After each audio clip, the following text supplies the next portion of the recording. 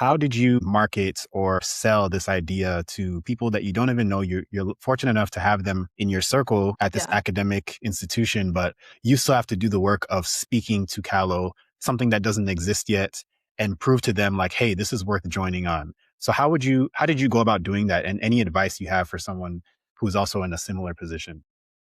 Yeah. I mean, first and foremost, in the terms of the problem solution area, you're often thinking about what is today? What is the issue or the problem that we have in a certain vertical, in a certain space for a certain community?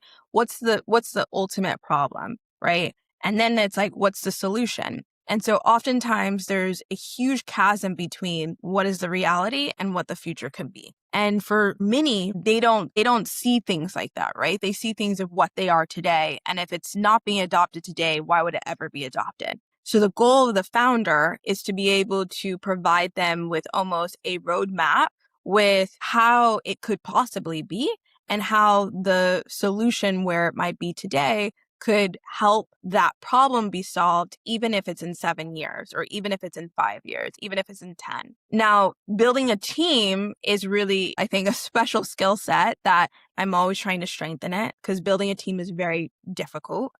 That's why we built a whole entire product to deal with that at Callo.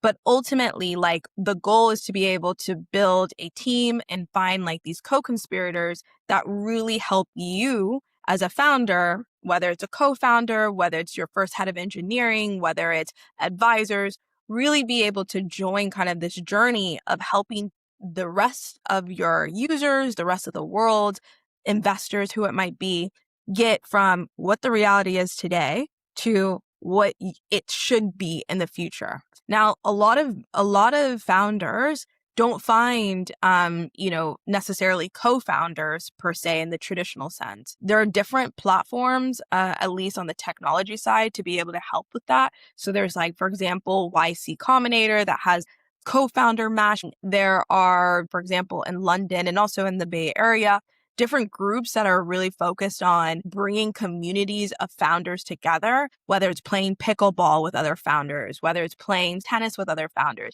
whether it's like going to happy hours, like really leveraging that is going to be very, very, very important, because it's a very lonely journey. So your goal really as a founder is like, try to find as many co-conspirators as you can, especially in the very early beginnings.